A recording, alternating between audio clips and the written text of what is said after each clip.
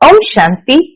आज 9 सितंबर 2024 के बाबा के अनमोल मधुर महावाक्य सुनेंगे। आज की मुरली में बाबा कहे, भारत में ईश्वर को सच्चा पातशाह कहते हैं। अंग्रेजी में सच्चा पातशाह नहीं कहेंगे, लेकिन कहेंगे गॉड इज ट्रुथ, अर्थात सच बताने वाला, सच सिखाने वाला। लेकिन जब सच्चा पातशाह कहते हैं तो उसका अर्थ आज बाबा ने बताया कि वो सच्चा बनाते हैं और सच्चा बनाकर सचखंड का बादशाह बनाते हैं। तो इसीलिए भारत के अंदर जो महिमा है वो एक्यूरेट है कि कैसे बाबा हम बच्चों को सच सिखाते हुए, सच्चा सतो प्रधान बनाते हुए नई दुनिया का बादशाह बनाते हैं, जिसको ही कहा गया है मुक्ति और जीवन मुक्ति। तो बाबा कहे, मुक्ति तो सारी दुनिया मांगती है ईश्वर से कि हमें मुक्त करो, मुक्ति दे दो, परंतु जीवन मुक्ति ये सिर्फ यहां कहा जाता है। अर्थात जैसे कहते हैं लिबरेशन और फ्रूजन। लिबरेशन माना मुक्त करना और फ्रूजन माना कि जो हमने भक्ति की उस भक्ति का फल भगवान आकर के हमें जीवन मुक्ति देते हैं। ये है फल।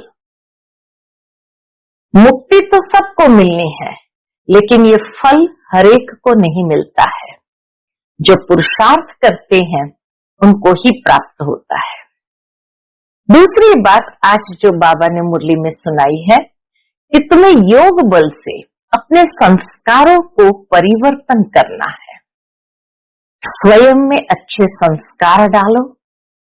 ज्ञान और पवित्रता के संस्कार ये सबसे अच्छे संस्कार है, क्योंकि संस्कार के आधार से ही जीवन की क्वालिटी बनती है।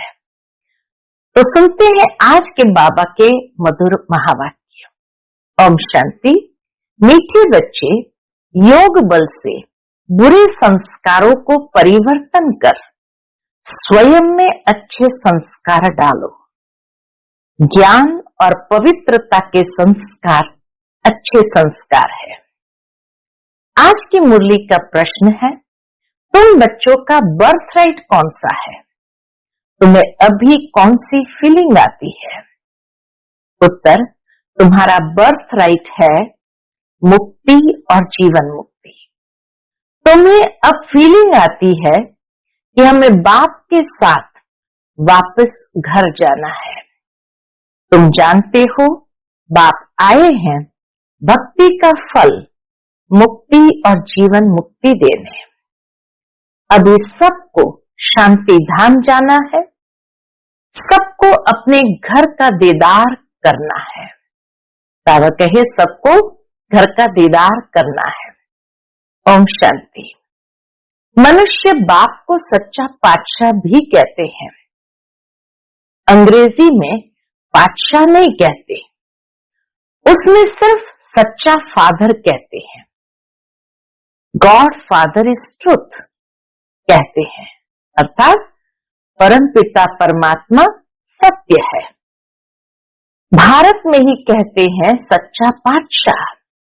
अब फर्क तो बहुत है। गॉड इज ट्रुथ कहते हैं, अर्थात वह सिर्फ सच कहते हैं, सच सिखलाते हैं, सच्चा बनाते हैं। यहां कहते हैं सच्चा पातशाह। तो पातशाह का अर्थ बाबा ने बताया, सच्चा भी बनाते हैं और सचखंड का बादशाह भी बनाते हैं। ये तो बरोबर है। मुक्ति भी देते हैं, जीवन मुक्ति भी देते हैं, जिसको भक्ति का फल कहते हैं। जीवन मुक्ति यह है भक्ति का फल, लिबरेशन और फ्रूजन। अंग्रेजी के शब्द है लिबरेशन माना मुक्ति और फ्रूजन माना फल, यानी जीवन मुक्ति। भक्ति का फल देते हैं और लिबरेट करते हैं। बच्चे जानते हैं हमको दोनों देते हैं, मुक्ति, जीवन मुक्ति। लिबरेट तो सबको करते हैं, फल तुमको देते हैं। लिबरेशन और फ्रूशन यह भी भाषा बनाई हुई है। भाषाएं तो बहुत है, शिव बाबा के भी नाम बहुत रख देते हैं। कोई को कहो उनका नाम शिव बाबा है तो कह देते हम तो उनको मालिक ही कहते हैं। परमात्मा मालिक है। मालिक तो ठीक है, परंतु उसका भी नाम चाहिए ना। नाम रूप से न्यारी कोई चीज होती नहीं है। मालिक भी कोई चीज का बनता है ना। कितना लॉजिकली बाबा हम बच्चों को स्पष्ट करते हैं कि मालिक भी कोई चीज का बनता है ना। नाम रूप तो जरूर है। अभी तुम बच्चे जानते हो बाप बरोबर लिबरेट भी करते हैं, फिर शांति धाम में सबको जरूर जाना है। अपने घर का दीदार सबको करना है। अर्थात घर में जाएंगे तो घर का दीदार सबको करना है। घर से आए हैं तो पहले उनका दीदार करेंगे। उसको कहते हैं गति, सदगति। अक्षर कहते हैं परंतु अर्थ रहित, समझते नहीं है। तुम बच्चों को तो फीलिंग रहती है, वो भासना आती है। हम अपने घर भी जाएंगे, फल भी मिलेगा, नंबरवार तुमको मिलता है ना। तो और धर्म वालों को भी फिर समय अनुसार मिलता है। बाप ने समझाया था ये पर्चा है बहुत अच्छा। तुम स्वर्गवासी हो या नरकवासी हो, तुम बच्चे ही जानते हो ये मुक्ति, जीवन मुक्ति दोनों गॉड फादरली बर्थ राइट है। तुम लिख भी सकते हो, बाप से तुम बच्चों को यह बर्थ राइट मिलता है। बर्थ राइट यानी जन्म सिद्ध अधिकार मिलता है। बाप का बनने से दोनों चीज प्राप्त होती है। वह है रावण का बर्थ राइट और यह है परमपिता परमात्मा का बर्थ राइट। यह है भगवान का बर्थ राइट। भगवान हमें वो जन्म सिद्ध अधिकार देते हैं। वह है शैतान का बर्थ राइट। ऐसे लिखना चाहिए जो कुछ समझ सके। मनुष्य जब ऐसे लिखत पढ़ेंगे कि 5 विकार है, शैतान का बर्थ राइट, मुक्ति जीवन मुक्ति है, परमपिता परमात्मा का बर्थ राइट, तो मनुष्य जब लिखत को पढ़ेंगे तो कुछ समझ सके। अब तुम बच्चों को हेवन स्थापन करना है, इतना काम करना है। अभी तो जैसे बेबीज है, जैसे मनुष्य कलयुग के लिए कहते हैं कि अभी बच्चा है, बेबी है। बाप कहते हैं सतयुग की स्थापना में बेबी है। इस सतयुग की स्थापना कोई बहुत बड़े रूप से नहीं हुई है, छोटे स्वरूप से ही हुई है। अभी तुम बच्चों को वर्षा मिल रहा है। रावण को कोई वर्षा नहीं कहेंगे, गॉड फादर से तो वर्षा मिलता है। वह कोई फादर थोड़ी है। उसको रावण 5 विकार को शैतान कहा जाता है। रावण को कोई फादर नहीं कहा जाता, वह तो शैतान है, रावण है। तो उसको यानी रावण 5 विकार को शैतान कहा जाता है। शैतान का वर्षा क्या मिलता है? 5 विकार मिलते हैं। शो भी ऐसा करते हैं, तमो प्रधान बन जाते हैं। अब दशहरा कितना मनाते हैं, सेरेमनी मनाते हैं, बहुत खर्चा करते हैं, विलायत से भी निमंत्रण दे बुलाते हैं। सबसे नामी ग्रामी दशहरा मनाते हैं मैसूर का। पैसे वाले भी बहुत है। रावण राज्य में पैसा मिलता है तो अकल ही चट हो जाती है। बात डिटेल में समझाते हैं। इनका नाम ही है रावण राज्य। उसको फिर कहा जाता है ईश्वरीय राज्य। राम राज्य कहना भी रॉन्ग हो जाता है। गांधी जी राम राज्य चाहते थे, मनुष्य समझते हैं गांधी जी भी अवतार थे। उनको कितने पैसे देते थे? उनको भारत का बापूजी कहते थे। अब यह तो सारे विश्व का बापू है। अभी तुम यहाँ बैठे हो, जानते हो कितनी जीवात्माएं होगी? जीव यानी शरीर तो विनाशी है, बाकी आत्मा है अविनाशी। आत्माएं तो ढेर है। जैसे ऊपर में सितारे रहते हैं ना, सितारे जास्ती है या आत्माएं जास्ती है? क्योंकि तुम हो धरती के सितारे और वह आसमान के सितारे।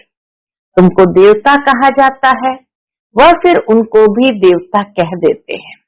उन सितारों को भी देवता कह देते हैं। तुमको लकी सितारा कहा जाता है ना। अच्छा, इस पर फिर आपस में डिस्कस करना।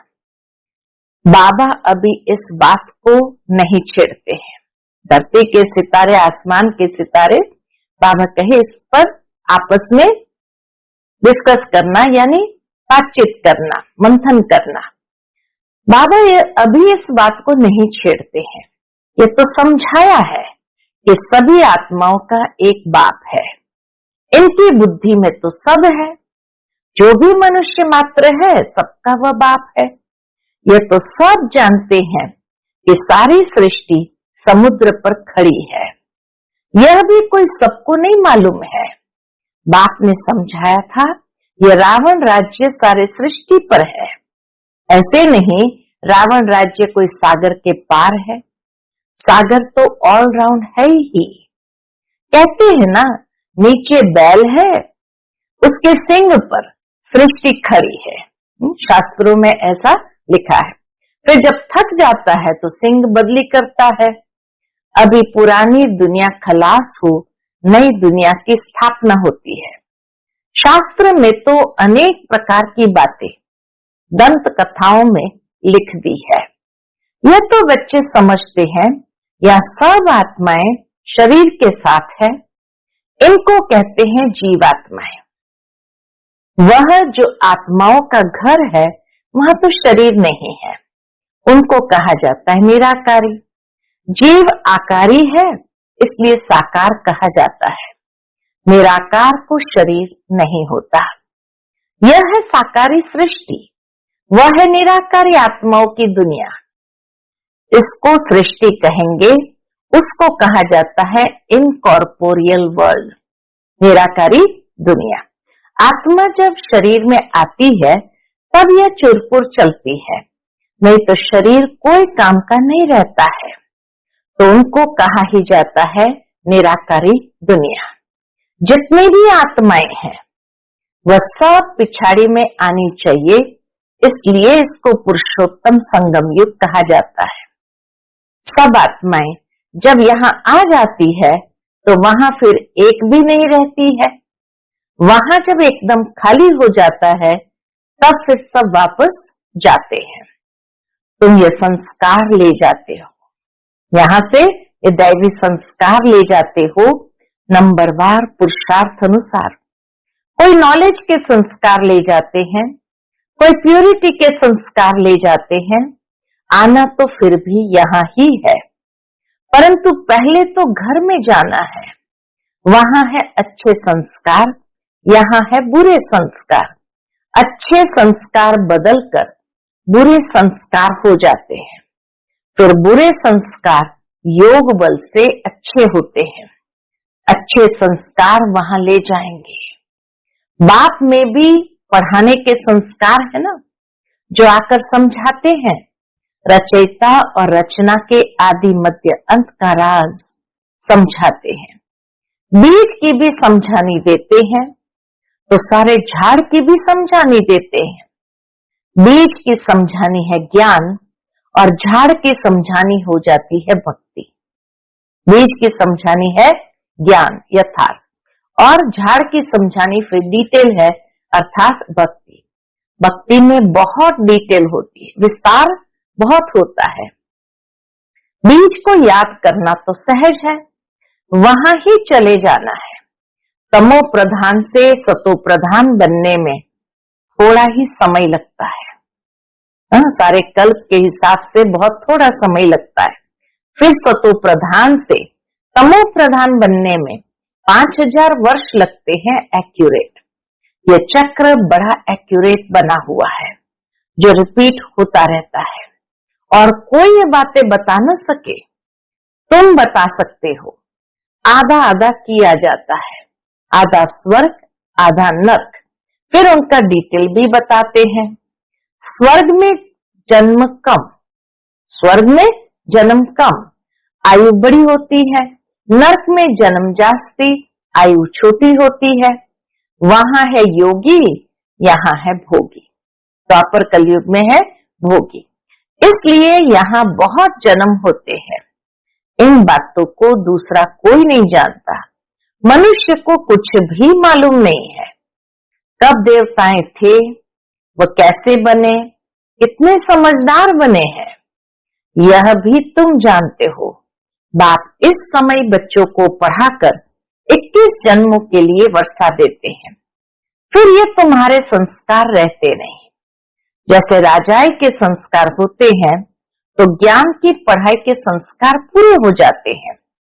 ये संस्कार पूरे हुए तो नंबरवार पुरुषार्थ अनुसार रुद्र माला में पिरो जाएंगे। फिर नंबरवार आएंगे पाठ बजाने। जिसने पूरे 84 जन्म लिए हैं, वो पहले आते हैं। उनका नाम भी बतलाते हैं। श्री कृष्ण तो है first Prince of haven. Shri Krishna तो है फर्स्ट प्रिंस ऑफ हेवन, माना स्वर्ग का पहला राजकुमार। तुम जानते हो सिर्फ एक थोड़ी होगा, सारी राजधानी होगी ना। राजा के साथ तो फिर प्रजा भी चाहिए। हो सकता है एक से दूसरा पैदा होते जाए। बाबा कहे हो सकता है एक से दूसरे पैदा होते जाए। अगर कहे 8 इकट्ठे आते हैं, परंतु श्री कृष्ण तो नंबर 1 में आएगा ना। 8 इकट्ठे आते हैं तो फिर श्री कृष्ण का इतना गायन क्यों? ये सब बातें आगे चलकर समझाएंगे। कहते हैं ना, आज तुमको बहुत गुह्य बातें सुनाता। बाबा भी कहते आज तुमको बहुत गुह्य बातें सुनाता हूं। कुछ तो रहा हुआ है ना। ये युक्ति अच्छी है। जिस बात में देखो नहीं समझते हैं, तो बोलो हमारी बड़ी बहन उत्तर दे सकती है, या तो कहना चाहिए अभी बात में बताया नहीं है। दिन प्रतिदिन गुह्य सुनाते हैं। इस कहने में लज्जा की बात नहीं। हमारी बड़ी बहन सुनाएंगी, ये कहने में लज्जा की बात नहीं। गुह्य पॉइंट्स जब सुनाते हैं तो तुमको सुनकर बहुत खुशी होती है।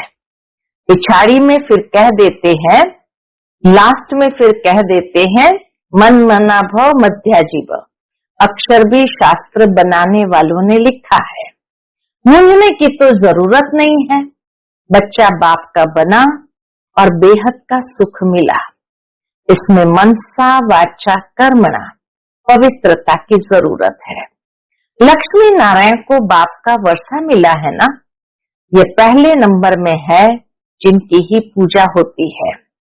अपने को भी देखो, हमारे में ऐसे गुण है? अभी तो बेगुण है ना। अपने अवगुणों का भी किसको पता नहीं है। अभी तुम बाप के बने हो तो जरूर चेंज होना पड़े। बाप ने बुद्धि का ताला खोला है। ब्रह्मा और विष्णु का भी राज समझाया है। यह है पतित, वह है पावन। एडॉप्शन इस पुरुषोत्तम संगम युग पर ही होती है। बाबा ही आकर इस समय हमें एडॉप्ट करते हैं। प्रजापिता ब्रह्मा जब है तभी एडॉप्शन होती है, अर्थात गोद लेते हैं। सतयुग में तो होती नहीं। यहां भी किसको बच्चा नहीं होता है तो फिर एडॉप्ट करते हैं। प्रजापिता को भी जरूर ब्राह्मण बच्चे चाहिए। यह है मुख वंशावली। वह होते हैं कुख वंशावली। ब्रह्मा तो नामी ग्रामी है। इनका स्वरनेम ही बेहद का है। सब समझते हैं प्रजापिता ब्रह्मा आदि देव है। उसको अंग्रेजी में कहेंगे ग्रेट ग्रेट ग्रैंडफादर, उसको अंग्रेजी में कहेंगे ग्रेट ग्रेट ग्रैंडफादर। यह है बेहद का सरनेम। वह सब होते हैं हद के सरनेम, इसलिए बाप समझाते हैं ये जरूर सबको मालूम होना चाहिए। कौन सी बात मालूम होनी चाहिए? कि भारत बड़े से बड़ा तीर्थ है जहां बेहद का बाप आते हैं। ऐसे नहीं सारे भारत में विराजमान हुआ। शास्त्रों में मगध देश लिखा है, परंतु नॉलेज कहां सिखाई? प्रवेशता सबसे पहली हुई मगध देश में, परंतु नॉलेज कहां सिखाई? आबू में कैसे आए? दिलवाड़ा मंदिर भी यहाँ पूरा यादगार है। जिन्होंने भी बनाया उन्हों की बुद्धि में आया और बैठकर बनवाया। एक्यूरेट मॉडल तो बना न सके, बाप यहाँ ही आकर सर्व की सदगति करते हैं, मगध देश में नहीं। सदगति यहां से होती, मगध देश से नहीं। वह तो पाकिस्तान हो गया, यह है पाकिस्तान। आबू को कहेंगे पाकिस्तान।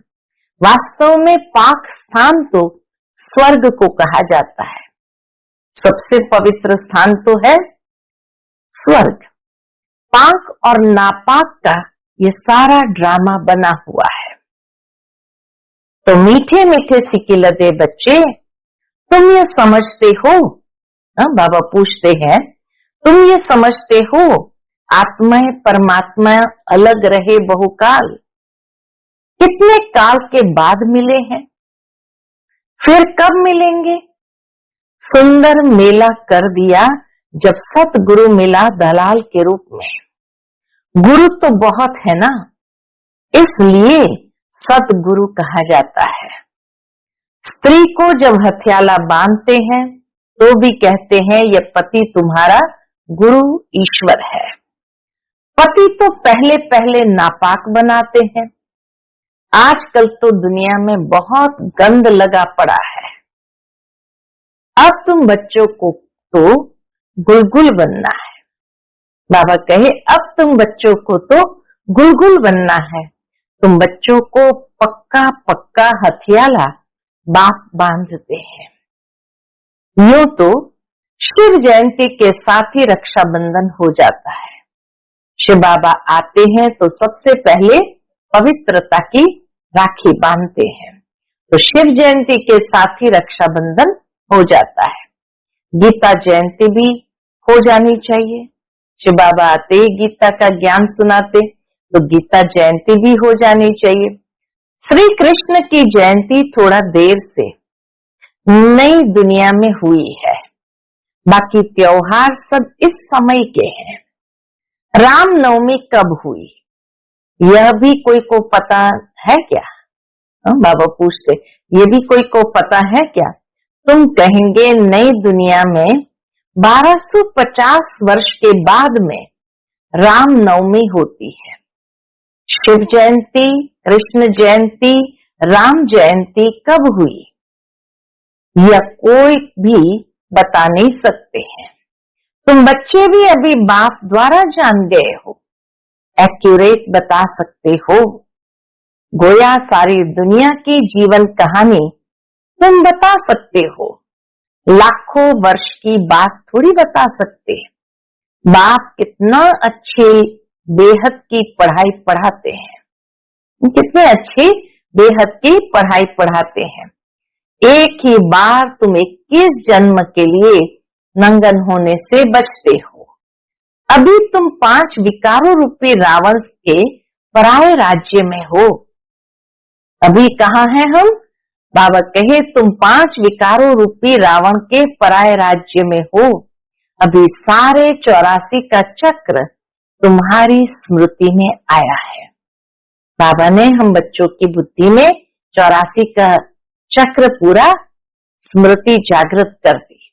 अच्छा, मीठे मीठे सिक्किलदे बच्चों प्रति माता पिता बाप दादा का याद प्यार और गुड मॉर्निंग।